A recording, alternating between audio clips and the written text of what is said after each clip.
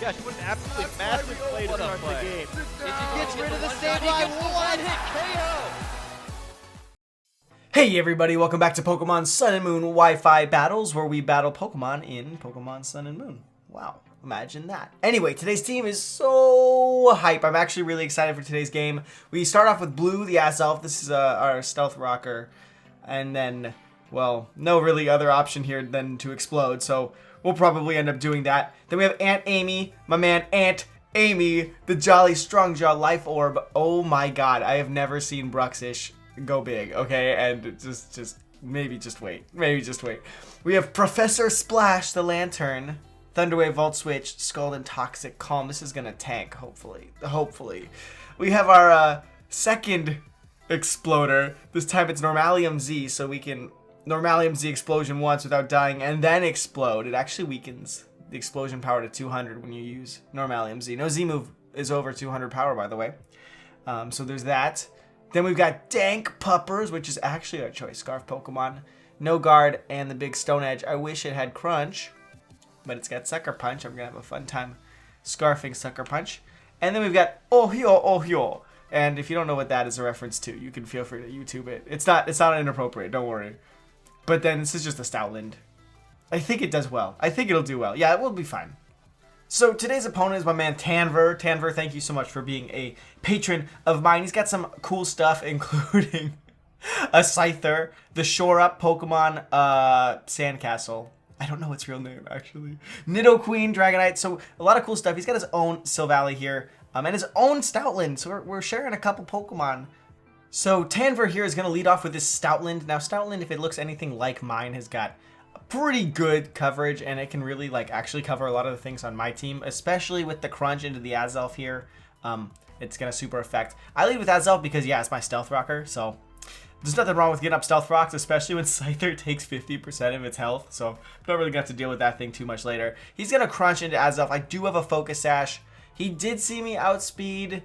I have a feeling Tanvir plays a little bit of singles, because I definitely go to explode here, and he switches right into the Palo Sand, and I was like, ooh! I could have tried to save this. I'm not really sure if it would have been worth it. Nothing on my team can really afford to take a huge Stoutland Life Orb hit, so I decided to blow up here, and if he went to Palo Sand, he went to Palo Sand. Not great when your opponent's got a Ghost type and two of your Pokemon use Explosion. Just saying, not the greatest matchup ever, but Palo Sand comes in, takes Stealth Rock, but then the leftovers just heals it right back up. And I'm thinking to myself, oh god.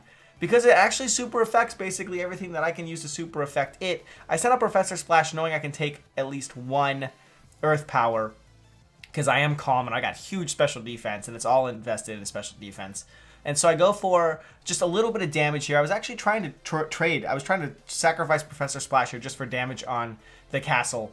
I go for a Scald into his Silvally, which I think is Dragon. That's Dragon type. Yeah, I'm pretty sure it's Dragon type. I waited to see because I have no idea. I can't tell. He Swords Dances on this turn, and I'm just like, oh shit, I am not about this life. So I'm actually double status. I'm Thunderwave Toxic. I go for Thunderwave here because I'm thinking, I don't want to deal with this thing. This was before I even knew it had Swords Dance though. So I slow it down, and then I'm thinking to myself, okay, I need this thing basically at full health. Professor Splash, you got to come out. Because we got to do something about that Palo Sand later. So I Volt Switch, and I'm going to go into my own Silvally, since Silvally it's got pretty decent stats all the way across the board, right? And I'm hoping that as long as he can't one-shot me here, it's going to be okay. If he does, I've got something in the back to one-shot it. My Stoutland from here will kill it. But I was more willing to lose my normal type Normalium Explosion Silvally since he still has that Palo Sand at full health. I figured if I had to lose something, it might as well be this. He Draco Meteors me. I have no idea. The Swords Dance into the Draco, next level stats, man. But we eat that up. I'm not sure if he was expecting something else to come in. And I'm here, and I'm not going to deal with a +2 Silvally any more than I need to. So I'm about to blow this thing up.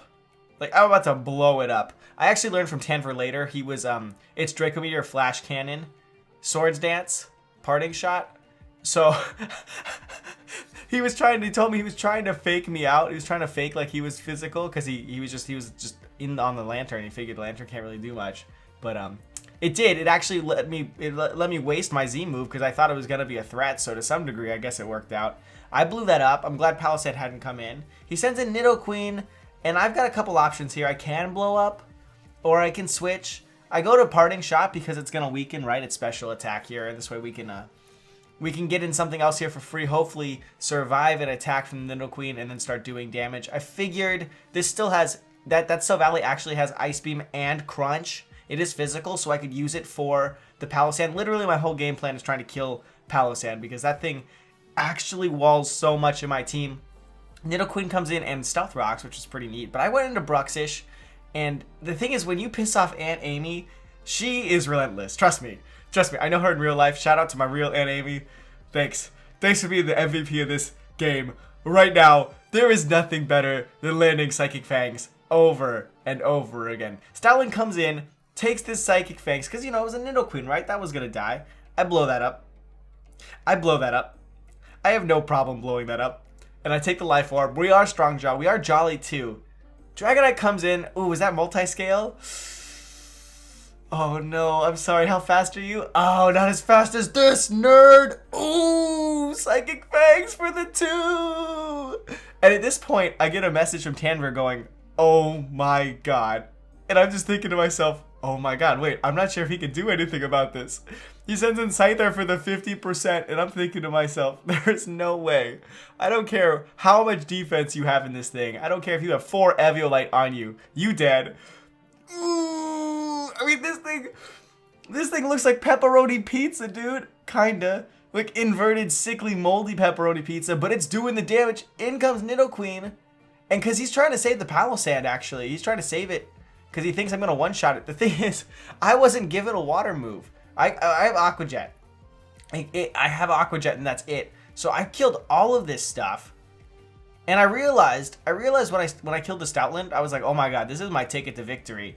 So I was going to switch this out if Palossand had come in. He saved it for last. He probably should have sent it in first, but then again, he didn't know I didn't have Waterfall or whatever. And so I'm stuck here with like Crunch, Aqua Jet, or Psychic Fangs. So I go for the Crunch, because now it's, you know, it's the last thing, big deal. Yeah, it kind of eats that up pretty well. And then to my surprise, and I guess it's because I don't use Palossand, it just Giga Drains me. And I was like, oh, what the heck? I didn't know that was like standard. So it's just going to get back all of its health. That is a pretty big special attack. Then again, Bruxish is not the greatest of bastion of defenses. But, so poor Aunt Amy did her job. It picks up the 4 KOs. I mean, this thing was out of control. Absolutely just a monster. Palossand's back up to 70%-ish. But I've got a bunch of stuff. I've still got the Silvally, I've got the Stoutland still, and I've got the Lantern, Professor Splash. So, there's one other thing. I don't even remember what else I have. Let me crunch here. Oh, I still have the Choice Scarf Sucker Punch. Dark Lycanroc. But that's enough damage to do, like, so much work here. And then, yeah, we take an Earth Power, but we eat that up because Stoutland's got pretty decent defenses. I had half a mind to come in with Silvally and blow up for style points, but then I was afraid he would shore up and that I wouldn't be able to kill him, so I figured I might as well just send him off, send the castle back to the beach, ooh, and we get him with the dog, and that's where we're going to end here. And honestly, it was looking really grim for a long time. Azelf was pretty much just a Stealth Rock, so I was like a 5-on-6, and really, I didn't have anything to take a bunch of these hits. Thank God Bruxish came in. And when I first pulled Bruxish on the randomizer, I was like, ugh. But then, oh my god, I would play that thing again and again. Anyway, thanks so much for watching, guys. Hopefully you guys enjoyed. Have a great day. I'll talk to you guys later. Peace. Feeling kinda strange, feeling kinda off. Don't know what's really going on. I feel like